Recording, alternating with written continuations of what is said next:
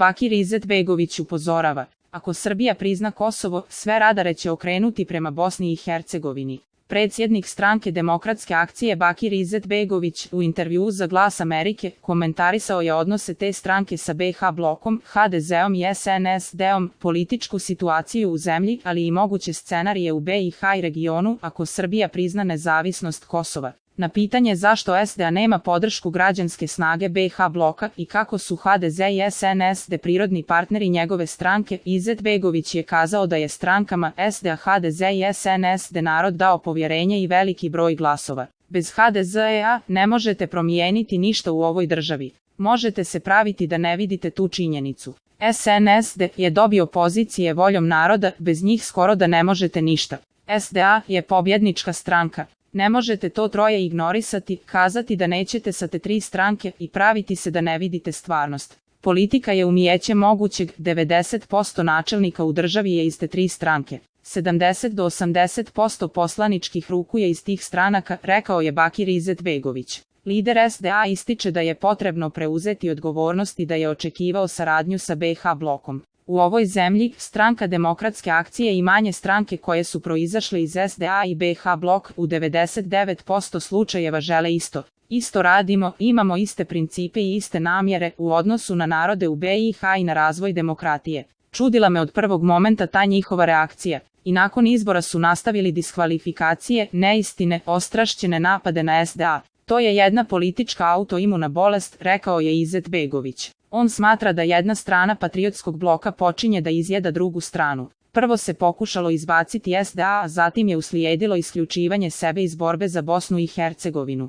Stranka Demokratske akcije će okupiti stranke koje su proizašle iz nje, imamo iste ciljeve. Neka rivalstva su nas razdvojila, ali nastavit ćemo s njima, poručio je Bakir Izetbegović. BiH blok je donio odluku da ne ide u koaliciju sa strankom Demokratske akcije. Iz tih stranaka stižu optužbe da je SDA doprinijela stvaranju stanja kakvo imamo danas. Sve treba posmatrati u historijskom okviru. Ovu zemlju su htjeli podijeliti i pokidati. Mi smo bili politička snaga da se to ne desi. Mi smo pristali da se dovede nadvlast u Bosnu i Hercegovinu, predali smo svoju vlast, predali je visokom predstavniku koji će jednog dana skinuti s aerodroma ime Alije Izetbegovića i nas ponižavati, sve da bi zemlja išla naprijed. Mi smo uporno radili da se usvoje neke reforme, da se ide pravim smjerom uz ogromne otpore, nažalost i stranaka koje čine BiH blok. Sjetite se Zakona o radu, PIU akcizama. Na tome se raspao klub stranke Demokratske akcije. Ništa nije poskupjelo, a imamo milijardu i možemo početi graditi autoput, kazao je Izetbegović.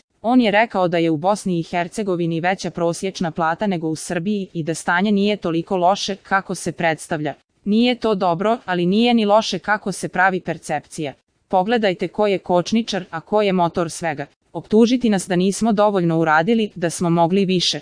Pa neka izvole, neka uđu s nama, zašto kukavički bježe od odgovornosti? Zašto gase jedan motor koji treba da vuče Bosnu i Hercegovinu naprijed? Mi ćemo ostati boriti se za zemlju kako znamo i umijemo, poručio je prvi čovjek stranke Demokratske akcije. On je kazao da BiH blok može biti konstruktivna opozicija koja će tjerati vlast da radi, ali u isto vrijeme može biti i destruktivna opozicija. Bakir Izetbegović je najavio masovnu izgradnju infrastrukture, desetine hiljada novih radnih mjesta i ubrzane reformske procese u mandatu koji slijedi. Komentarišući najavu inicijative za preispitivanje imena Republika Srpska, kaže da je on samo upalio svjetlo i prozvao odgovorne za krizu koja je već postojala. Bivši član predsjedništva Bosne i Hercegovine je dao svoje mišljenje i o mogućem ishodu na relaciji Beograd-Priština, ali i odnosu Bosne i Hercegovine i Kosova. Jedina veza između Kosova i Bosne i Hercegovine je što je ista strana napravila nasilje nad Albancima na Kosovu i u Bosni i Hercegovini nad Bošnjacima.